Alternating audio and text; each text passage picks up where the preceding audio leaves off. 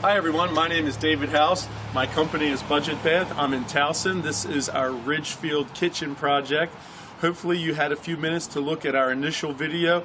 You could see that we were dealing with a kitchen that was basically original 1960s, and we've removed walls, we changed lighting, we changed cabinets, we moved ovens and refrigerators. We moved everything around to create a really modern, update, contemporary space for Stephanie and Jason. And again, we're on Ridgefield, so I'm going to invite you to come on inside and take a look at the final product. And we're completely done. Come on inside.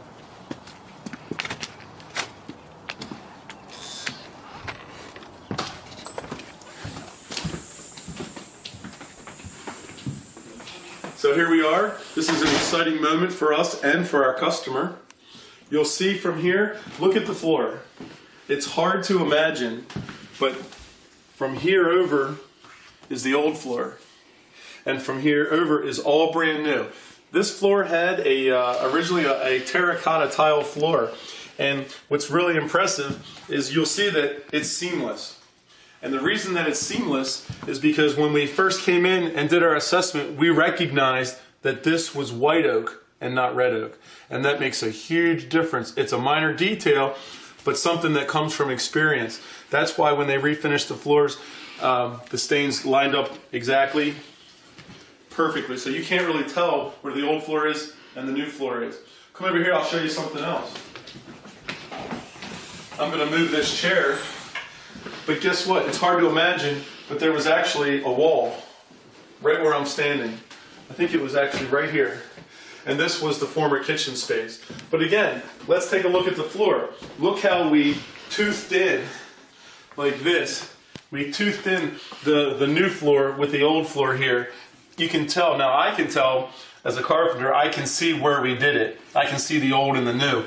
But to the untrained eye, completely unnoticeable. And look how flat and flush it is. It's absolutely perfect, even though there was a former wall here. Inside the wall that was here, we had a heat register. We had one going this way and one going this way. So what we did, the one that was going into the dining room was down low. It was actually a return. Let me show you what we did to that. The return was down low on this former wall. We actually took the cold air return that was in that wall and we moved it into this wall. And we were able to use the hollow cavity in the wall, and we put the cold air return up high, which is actually where it's supposed to be. Having the cold air return up high is going to make the furnace function more efficiently by getting that air out. Having the cold air returns low and the supplies down low, basically the returns suck the air, the new warm air or cold air, right back into the return. By having it up high, it forces the air, when it comes out of the supply, to go across the room this way. So the air is being circulated more properly by doing it this way. But again, you can see we refinished all this. This is new. This is actually a functional wall now. And of course, Stephanie and Jason picked out the cabinets. I have to give them all the credit. They picked out these nice, wonderful cabinets and these nice little details, the molding here and the crown molding. Those kind of things really accentuate a kitchen, and it's really important to recognize that these are available so that you can take what would be an ordinary cabinet and make it look really upscale and custom. Anyway, this was always the dining room. We didn't do a lot of work in here except the painting and the flooring. Anyway, we did have to move the dining room light over because when we changed the configuration of the kitchen, Stephanie and Jason wanted to move the dining room table over a little bit this way. The light originally was right about here, and we moved it over there. And we had Mr. Ken, who's our electrician from KB Electric. He did all the electric in here. And boy, I tell you, what a mess we found. I had no idea what he found up in the attic, but he would call me during the day and tell me that there's wires everywhere, and some were unsafe. So we put everything back together, put junction boxes upstairs, converted all the wiring correctly, and now everything is actually up to date for 2012. This was the customer's idea, a little space under here for things. The refrigerator, getting back to the kitchen now, the design, the refrigerator was originally right here, and the stove was here. But it didn't really flow and work very well. we had a designer whose name I'm sorry I can't remember right off the top of my head, but she, from Kitchen Distributors, she did a great job on the kitchen design, and she worked hand in hand with Stephanie and Jason. So I'm not going to take credit for the kitchen design per se, but it was the execution that was most important here. Also, I want you to notice the under cabinet lighting. That's a special feature that Stephanie and Jason wanted. And over here, things got a little bit tricky. Believe it or not, we did not put this window in. This was already here. But we were faced with a challenge because we had to match this stain to the cabinets.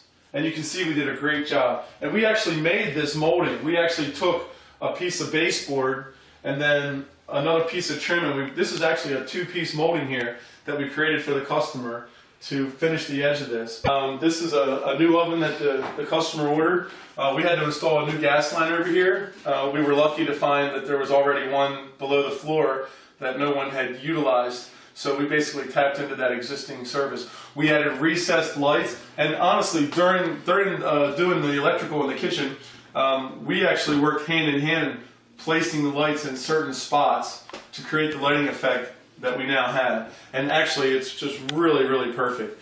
We've got a lot of under-counter storage and leg room here. The customer was really interested in having a nice prep area. However, we did run into a little bit of a problem in that the overhang here exceeds the manufacturer's minimum requirements for an overhang without support. And the customer didn't really want to put a bracket there, although the countertop company was saying, yes, you have to have a bracket, yes, you got to put a bracket or you're going to void the warranty. But Stephanie and I were like, nope, we really don't want a bracket because your legs are going to hit it. So we came up with a pretty smart idea. It's going to be hard for me to show you, so just let me explain it to you. But if you stick your hand down underneath it here, right here is a piece of oak.